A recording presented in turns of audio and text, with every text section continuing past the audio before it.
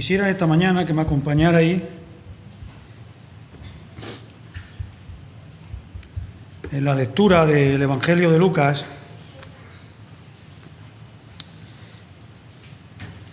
en su capítulo 10,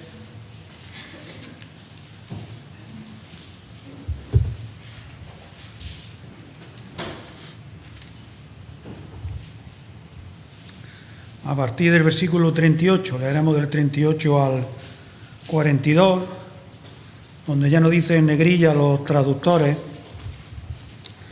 Jesús visita a Marta y a María. Dice así la palabra del Señor, que aconteció que yendo de camino entró en una aldea y una mujer llamada Marta le recibió en su casa. Y ésta tenía una hermana que se llamaba María, la cual, sentándose a los pies de Jesús, oía su palabra. Pero Marta se preocupaba con muchos quehaceres y acercándose dijo: Señor, ¿no te da cuidado que mi hermana me deje servir sola? Dile pues que me ayude. Y respondiendo Jesús le dijo: Marta, Marta, afanada y turbada estás con muchas cosas, pero solo una cosa es necesaria, y María ha escogido la buena parte, la cual no le será quitada. En esta mañana quisiera que viéramos cómo debemos aprovechar el tiempo a través de esta narración que nos presenta aquí el Evangelio de Lucas, en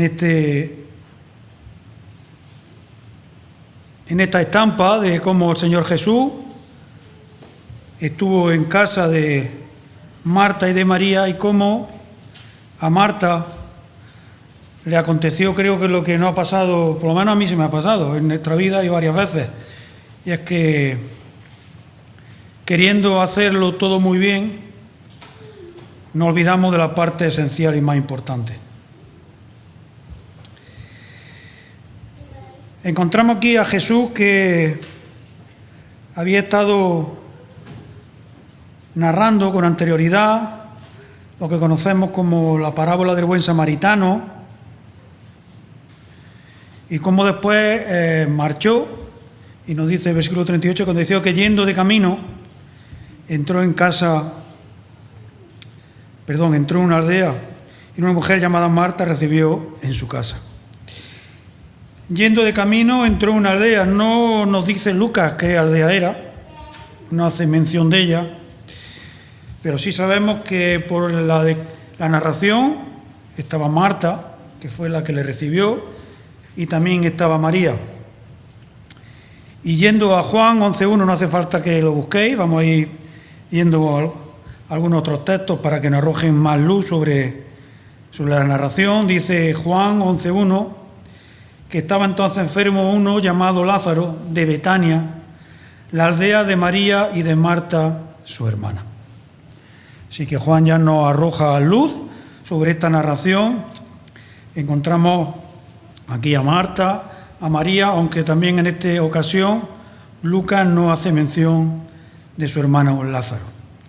Y dice que una mujer llamada Marta le recibió en su casa. Le dio la bienvenida, salió a recibirle, ¿verdad?, a la puerta, una bienvenida sincera, porque aun cuando el Señor tiene que reprenderle con amor de que estaba perdiendo de visión lo que era importante en un momento determinado, no podemos olvidar el personaje de Marta, la importancia que tiene desde el punto de vista que ella creía fielmente y sabía quién era Jesús. Y nos dice Juan 11, del 20 al 27, en la traducción del lenguaje actual, dice que al enterarse Marta de que Jesús había llegado, salió a recibirlo y María se quedó en la casa. Entonces Marta le dijo a Jesús, esta narración recoge lo que fue la muerte de Lázaro, su hermano, y cómo el Señor fue a levantarle de entre los muertos. Dice: Señor, si tú hubieras estado aquí, mi hermano no habría muerto. Pero a pesar de todo lo que ha pasado, Dios hará lo que tú le pidas, de eso estoy segura. O sea que Marta tenía la seguridad absoluta de quién era Jesús y de su capacidad, su poder y su conexión con el Padre. Jesús le contestó: tu hermano volverá a vivir. Y Marta le dijo: claro que sí. Cuando llegue el fin, todos los muertos volverán a vivir. A esto le respondió Jesús: yo soy el que da vida y el que hace que los muertos vuelvan a vivir. Quien pone su confianza en mí, aunque muera, vivirá. Los que todavía viven y confían en mí, nunca morirán para siempre. ¿Puedes creer esto? Y Marta le respondió: sí, Señor, yo creo que tú eres el Mesías, el Hijo de Dios, que debía venir al mundo. O sea que de aquí ya despejamos totalmente, si tendríamos alguna duda de quién creía o sabía Marta quién era Jesús y cuál era su misión aquí en la tierra. Al recibirlo Marta, al estar muy atareada con todos los quehaceres que correspondía a recibir a un invitado de tal índole, Marta cumplía, ¿verdad?, con lo que nos dice también Lucas 8, que habla de otras muchas mujeres que le servían de sus bienes, de lo que ellas tenían, lo ponían a disposición de Jesús y su séquito. Dice el versículo 39 que tenía una hermana que se llamaba María. Y ya hemos leído, ¿verdad?, como nos dice Juan 11, vamos a leer ahora también de 5 a 1, de nuevo, dice que Lázaro y su hermana Marta y María vivían en el pueblo de Betania. María fue la que derramó perfume a los pies de Jesús y luego lo secó con sus cabellos. Y como leíamos antes, un día enfermó. Lázaro y su hermana le mandaron este mensaje a Jesús: Señor, tu querido amigo Lázaro está enfermo. Cuando Jesús recibió el mensaje, dijo: esta enfermedad no terminará en muerte, sino servirá para mostrar el poder de Dios y el poder que tengo yo, el Hijo del Hombre. Jesús amaba a Marta, a María y a Lázaro. Nada nos queda más claro con esta lectura, que aún el Señor tiene que reprenderle a Marta porque estaba ofuscada por todo lo que tenía que hacer. El Señor le amaba grandemente.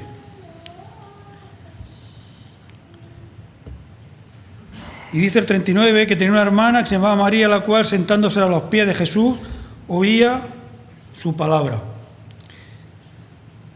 Literalmente, la expresión sentándose a los pies de alguien quiere decir no ya tanto que esté sentado a sus pies, que podía estar sentado, obviamente, a sus pies, sino que indica, según encontramos, que nos va a esclarecer el contexto en Hechos 22:3, las mismas palabras del apóstol Pablo.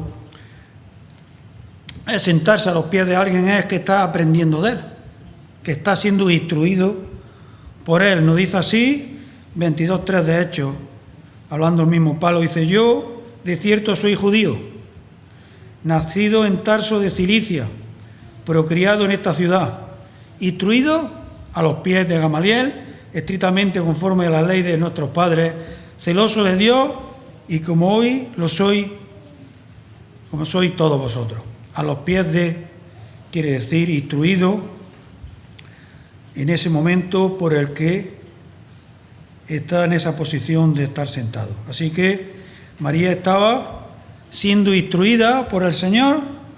Vemos esta imagen, o queremos representar esta imagen en nuestra cabeza, el Señor allí, sentado en el aposento de Marta, María y Lázaro, y cómo, después de haber estado posiblemente ayudando a su hermana, María deja que Marta siga con lo que ella cree más importante, y María escoge sentarse a los pies del Señor para ser instruida con su enseñanza. María estaba entre aquellas que menciona también el mismo Lucas, capítulo 10, 23, 24, dice así, 23, volviéndose a los discípulos, le dijo aparte: bienaventurados los ojos que ven lo que vosotros veis, porque os digo que muchos profetas y reyes desearon ver lo que vosotros veis y no lo vieron, y oír lo que oí y no lo oyeron. María escogió la buena parte, como el Señor tiene que decirle luego a Marta. El mensaje de Cristo al mundo aún hoy se sigue dando a través de su palabra.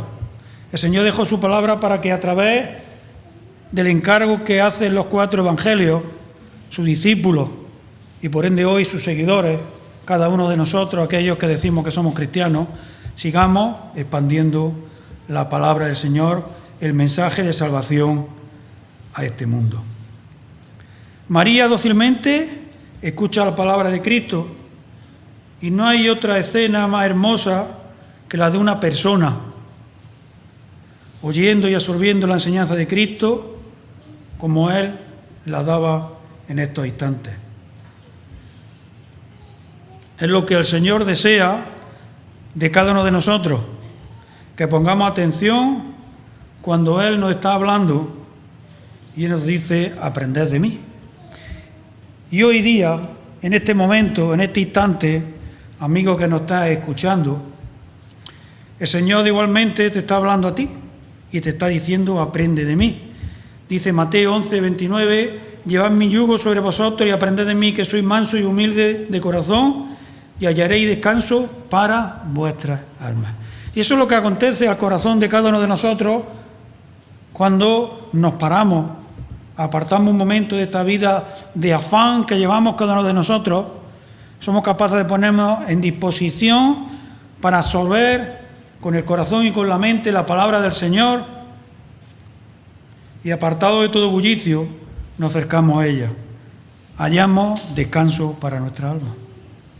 Y eso es lo que estaba hallando María, y Marta estaba afanada y turbada por los quehaceres que ella creía que correspondían en ese momento. Sigue diciendo el versículo 40, después de esta imagen de María sentada a los pies de Jesús, absorta, con la mente y el corazón abierto, absorbiendo todo lo que el Señor estaba diciendo. Dice: pero Marta se preocupaba con muchos quehaceres. Marta quería servir al Señor como le correspondía, y entendía ella, posiblemente preparando una muy buena mesa, pero nos dice la palabra que Jesús vino al mundo para que le sirvamos. Jesús vino al mundo para servir y no para ser servido. Y ese era el interés que tenía el Señor en este mundo. El interés que tenía cuando estaba con sus discípulos. El interés que tenía cuando estaba delante de las grandes multitudes. Servirle a ellos para que se alimentaran con ese pan que no perece y que nos da la vida eterna. Dice Juan 4, del 31 al 34, que entre tanto los discípulos le rogaban diciendo: Rabí, maestro, come. Él les dijo: yo tengo una comida que comer, que vosotros no sabéis. Entonces los discípulos decían uno a otro: ¿le habrá traído alguien de comer? Y Jesús les dijo: mi comida es que haga la voluntad del que me envió y que acabe su obra. Cuando el Señor llegó a casa de Marta y María en Betania, seguramente fue un gran día, un día de gozo. ¿Quién no se gozaría creyendo en Jesús que le visitara? Y Marta quería, celebrando, ofreciéndole su mejor disposición en todos los ámbitos, lo mejor que pudiera ofrecerle. Y parece ser que esto hizo que acabara un poco distraída de lo que era lo principal y lo primordial, y preparando tantas cosas, perdió de vista lo que le correspondía. Y según el Señor luego le tuvo que indicar, eso era lo que menos quería Él. Y yo me hacía una pregunta, que por eso decía antes que muchas veces con los quehaceres de este mundo y con querer hacer muchas cosas perdemos de vista lo fundamental y lo principal. Y es que tenemos muchas veces que pararnos y pensar aún haciendo algo para la obra del Señor, pensar y preguntarle al Señor que si estamos haciendo lo que Él quiere o lo que nosotros queremos, o que creemos qué es lo que corresponde en ese momento. Porque Marta estaba haciendo lo que ella creía que era mejor para el Señor, pero el Señor luego le hace ver que no era así. Y en nuestra vida también muchas veces, si no nos paramos y recapacitamos sosegadamente, posiblemente también creyendo que hacemos algo que corresponde, estemos equivocados. Dice el versículo 40 que estaba preocupada y nos dice que la expresión literal es que estaba por el suelo de un lado a otro, es decir, estaba posiblemente fuera de lo que correspondía en ese momento, muy agobiada y queriendo hacerlo todo exactamente a la perfección. Estaba absorta en un tumulto doméstico, con muchos quehaceres, muy preocupada para que todo saliera especialmente bien. Lo que decimos muchas veces, se estaba complicando la vida más de la cuenta. En cambio, por contra, lo que ofreció María y también Marta, como decíamos antes, era con su mejor intención. Pero al Señor seguro que le bastaba con cualquier cosa. No tendría que presentar aquí un gran banquete, una comida sencilla y humilde, como la que tantas veces hemos visto que el Señor tomaba con sus discípulos. Un poco de pan y unos peces.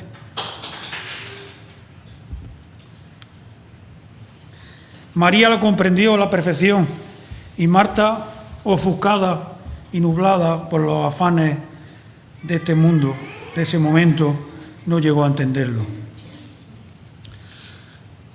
Nos dicen algunos comentaristas que ¿por qué estaba Marta con tantos quehaceres si estaba allí Jesús con ella y con María? Y nos explican que seguramente no solamente Jesús estaba allí, sino que le acompañaran también sus discípulos, que era lo que siempre iban con él. Nos dice la Biblia de la América que mientras iban ellos de camino, él entró en cierta aldea y una mujer llamada Marta le recibió en su casa, mientras iban ellos. Y es de entender que no iban a quejarse los discípulos fuera, iba a entrar solo Jesús, sino que Marta le recibió a todos.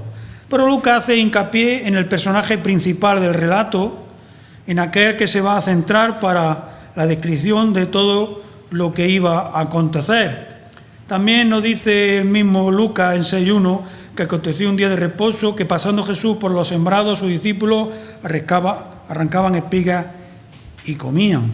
Pasaba Jesús, pero también sus discípulos. Y Lucas 7:11 también nos dice que aconteció después de que él iba a la ciudad que se llama Naín, e iban con él muchos de sus discípulos y una gran multitud. Si en primer lugar hace mención, ¿verdad?, de que iba el Señor, y después dice también sus discípulos y una gran multitud. Lucas se concentra siempre en hacer mención especial del personaje principal de la narración, de Jesús, aunque sus discípulos le acompañen, o incluso, como nos dice también aquí en la narración de Naín, una gran multitud. Juan también en algún momento de su evangelio, como Juan 12:2, también utiliza este tipo de lenguaje semejante a él. Dice, por ejemplo, 12:2, y le hicieron allí una cena, Marta servía y Lázaro era uno de los que estaban sentados a la mesa con él. Y se entiende que también estaban aquellos que siempre le acompañaban. Y dice que Marta, versículo 40, dice que, y acercándose dijo, Señor, ¿no te da cuidado que mi hermana me deje sola servir? Dile pues que me ayude. O como también se puede decir, que ponga también de su parte, que aquí estamos dos, y repartirnos el trabajo entre las dos. Marta no entendió lo que en verdad estaba haciendo María en ese momento. Ella veía que lo principal, lo necesario, lo que correspondía en ese momento, no era otra cosa sino lo que correspondía según ella, que era preparar todo para que aquellos invitados estuvieran atendidos en todo momento. Aquí vemos en esta narración, en este momento, cuando Marta se refiere al Señor con su exigencia, una de las cosas más difíciles posiblemente también en nuestra vida, como decíamos antes. Si queremos ver de veras, si queremos entender de verdad cómo hacer la voluntad de Dios, lo primero que debemos intentar es comprender a Dios y su voluntad para cada uno de nosotros. Y olvidarnos de todo lo que nosotros entenderíamos o comprenderíamos que deberíamos hacer. Si no entendemos la voluntad de Dios para nosotros, lo más seguro, por no decir seguro, es que nos vamos a equivocar. Aún así, intentando hacer lo que nosotros creemos que corresponde según Dios. Por eso es nuestro principal cometido en nuestra vida, es comprender la voluntad del Señor para nosotros, y así no nos equivocaremos, así no nos pasará como a Marta, que creyendo hacer lo que corresponde estemos confundidos. Marta se proponía, según ella, hacer lo que correspondía y servir, pero tenía que hacerlo a su manera, que era precisamente lo contrario a lo que el Señor le va a decir y lo que María sí había entendido.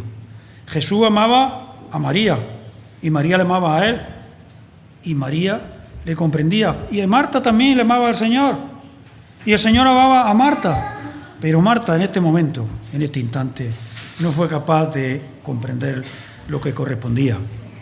Fue una ocasión muy importante, Jesús era un visitante muy importante y por eso quizás Marta perdió un poco de vista lo que correspondía y estábamos ocupadas, apuradas, haciendo muchas cosas para que todo quedara perfecto.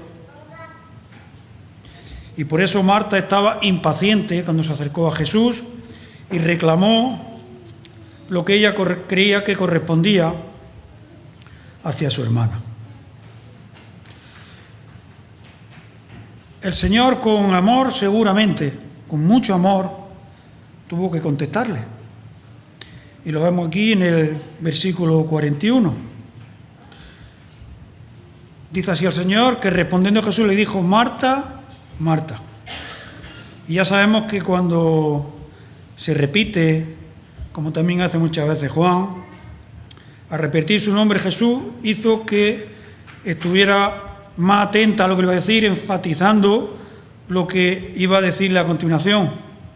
Afanada y turbada o inquieta está con muchas cosas. Ya con decirle solamente eso, entendemos que de alguna manera Marta ya se dio por aludida, entendió de alguna manera que allí estaba pasando algo que posiblemente a ella se le había escapado o que no correspondía a lo que ella entendía. Como lo dice Santiago en 4:8, estaba distraída, de doble ánimo, estaba tan ofuscada por lo que estaba aconteciendo a su alrededor que no se daba cuenta de la necesidad que tenía de pararse a los pies del Maestro y escuchar su palabra. Y por eso decía que a quién de nosotros nos ha pasado alguna vez que, abrumados por lo que nos acontece, ¿verdad?, no somos capaces de vislumbrar lo que tenemos que hacer y lo que corresponde, porque los afanes de esta vida muchas veces nos nublan la vista y el entendimiento y no nos hacen estar tranquilos, sino nos hacen estar ansiosos, inquietos. Y posiblemente Marta en este momento incluso perdió un poco la paciencia con su hermana María y cuando no con Jesús, cuando fue a inquirir que su hermana le ayudara. Lo que Marta estaba haciendo era loable.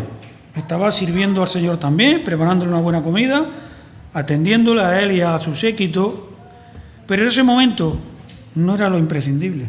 En ese momento no era lo necesario. Lo necesario es que estuviera dispuesta a escuchar el mensaje de la palabra del Señor. María quería practicar la hospitalidad, algo muy tenido en cuenta en este tiempo, en esta parte del mundo, en Asia, encontramos aquí en la palabra, tanto en Romanos, Timoteo I, Hebreos y en otros sitios, donde se dice, ¿verdad?, que debemos practicar la hospitalidad. Y Marta quería cumplir esto tan a rajatabla, quería hacerlo también, que posiblemente, ¿verdad?, se estaba equivocando. Pero como decíamos antes, no tenemos que olvidar que el Señor, aunque la reprendió con amor, la tenía en mucha estima y la quería. Hemos leído antes en Juan 11:5, y amaba a Jesús, a Marta, y a su hermana y a Lázaro. Sabemos por la palabra del Señor que el Señor disciplina a los que ama. No puede dejarnos sin disciplinarnos, con cariño, corregirnos. Y nosotros, si somos hijos obedientes, nos vamos a dar cuenta rápidamente que estamos equivocados y vamos a dejar que el Señor nos corrija. Dice Hebreos 12, de 5 al 11: ¿y habéis ya olvidado la exhortación que como a hijos se os dirige diciendo: Hijo mío, no menosprecies la disciplina del Señor, ni desmayes cuando eres reprendido por Él? El Señor tiene que corregirnos. Si no nos corrige, no vamos a aprender. Porque el Señor, al que ama, disciplina y azota a todo el que recibe por hijo. Si soportáis la disciplina, Dios os trata como a hijos. Porque ¿qué hijo es aquel a quien el Padre no disciplina? Pero si se os deja sin disciplina, de la cual todos han sido participantes, entonces sois bastardos y no hijos. Por otra parte, tuvimos a nuestros padres terrenales que nos disciplinaban y los venerábamos, porque no obedecemos mucho mejor al Padre del Espíritu y viviremos. Y aquellos, refiriéndose a nuestros padres terrenales, ciertamente por pocos días nos disciplinaban y como a ellos les parecía. Pero para lo que es provechoso, para que participemos de su santidad. Es verdad que ninguna disciplina al presente parece ser causa de gozo, sino de tristeza, pero después da fruto apacible de justicia a los que en ella han sido ejercitados. Creo, de verdad, con el corazón, que Marta se dio cuenta rápida de lo que estaba pasando. Y vio que la disciplina del Señor era la que correspondía. Y seguramente, apartándose de todo, se sentó también a los pies de Jesús y escuchó su palabra. El Señor tiene que disciplinarnos porque tiene que corregirnos para que aprendamos. Como dice el autor a los Hebreos, si dejamos que nuestros padres nos disciplinen por un poco de tiempo, y como a ellos les dio a entender, los que somos padres ya entendemos lo que es eso, y como muchas veces nos hemos equivocado, pero es lo que hay, no podemos hacerlo de otra manera. Nuestra obligación es disciplinar a nuestros hijos para que a nuestro entendimiento hagan lo correcto. Pues más aún el Señor, que sabemos que es infalible y todo lo que hace es para nuestro bien. ¿Cómo no vamos a dejar que nos corrija? Este mundo está lleno de personas afanadas y turbadas con muchas cosas, por no decir en su totalidad. Nosotros, en su voluntad, en esta mañana, como otros muchos a lo largo de este mundo, hemos sido capaces de apartar un tiempo para el Señor. Venir, sentarnos, con la mente y el corazón dispuestos a adorarle, a alabarle y ahora a escuchar su palabra. Y vamos a salir de aquí edificados, fortificados y con el alma llena y apacible también. Este mundo es como esa parábola del sembrador. Dice Lucas 8:14, que la semilla que cayó entre los espinos, estos son los que oyen, pero oyendo son ahogados por la afán y la riqueza y los placeres de la vida y no llevan fruto. Porque esta vida, hermanos y amigos que nos está escuchando esta mañana, nos deslumbra. Y esa luz hace que quedemos ciegos con los placeres que nos presenta, efímero, cuando no engañoso, y no hace perder de vista la verdadera luz, y no hace hacer ciegos, andando en tinieblas, deslumbrados por ella, y no alcanzamos a ver la verdadera luz que nos da la vida eterna, y nos hace vivir una vida fuera de esos afanes, en gran manera, y no seamos ahogados por lo que este mundo presenta, que nos lleva a a la muerte eterna. El mundo, como decimos, se está ahogando con sus afanes. Y mirémoslo cómo está el mundo, lleno de pecado y de muerte. Jesús nos da una advertencia solemne y quiere que tengamos cuidado. Dice Lucas también en 21, 34 al 36. Ten cuidado. No pasa el tiempo pensando en banquete y borrachera, ni en ni en muchas cosas que esta vida te ofrece, porque el fin del mundo podría sorprenderte en cualquier momento. Serás como un animal que de pronto se ve atrapado en una trampa, y por eso debemos estar siempre alerta. Orar en todo momento, para que podamos escapar de todas las cosas terribles que van a suceder. Y así podemos estar con el Señor, el Hijo del Hombre. Atento, ten cuidado, hermano, ten cuidado, amigo, que aún no has tenido el momento de recapacitar en tu corazón y en tu mente y ver que lo único que importa en esta vida es asirte de la cruz de Cristo para poder tener la certeza de una vida eterna. Nos dice Mateo 16, 26, porque ¿qué aprovechará el hombre si ganare todo el mundo y perdiere su alma? ¿O qué recompensa dará el hombre por su alma? ¿Tiene la capacidad el hombre de comprar su alma? ¿De qué aprovecha el hombre si tiene toda la riqueza del mundo y pierde su alma?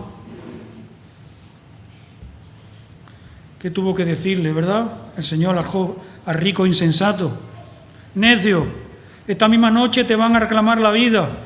¿Y quién se quedará con todo lo que ha acumulado? ¿Quién se va a quedar con eso? ¿Verdad? Una vida de esfuerzo y de trabajo para acumular.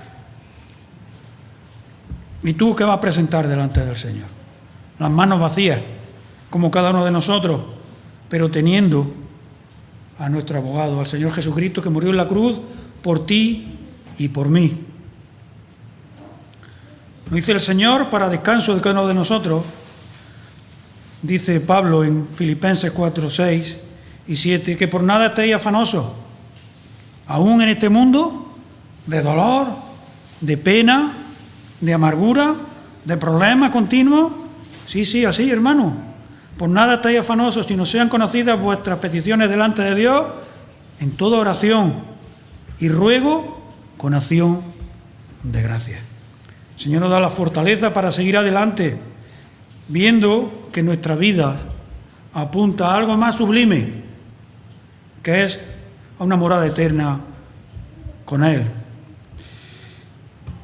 Y el Señor le dice a Marta, contestándole a su pregunta, pero solo una cosa es necesaria. Solo una cosa es necesaria. El salmista sí tuvo claro lo que era necesario para él. El salmista sí tuvo esa capacidad de vislumbrar lo que era correspondiente en ese momento. Dice el Salmo 27:4. Una cosa he demandado al Señor y esa sola buscaré, que esté yo en la casa del Señor todos los días de mi vida para contemplar la hermosura del Señor. El salmista sabía lo que le correspondía.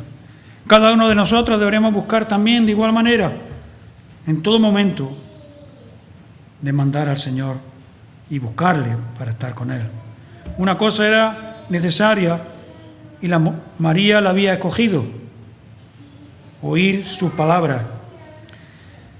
Y en realidad no podemos encontrar una figura gráfica que nos pueda ensalzar más que esta, y es mirar a alguien con devoción, con el corazón abierto, sincero, en adoración a Jesucristo, escuchándole.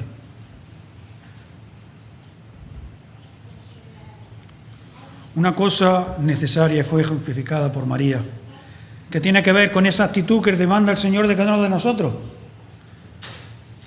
Una actitud de adoración, de meditación, para escuchar su palabra con la mente y el corazón totalmente dispuestos a la palabra de Él.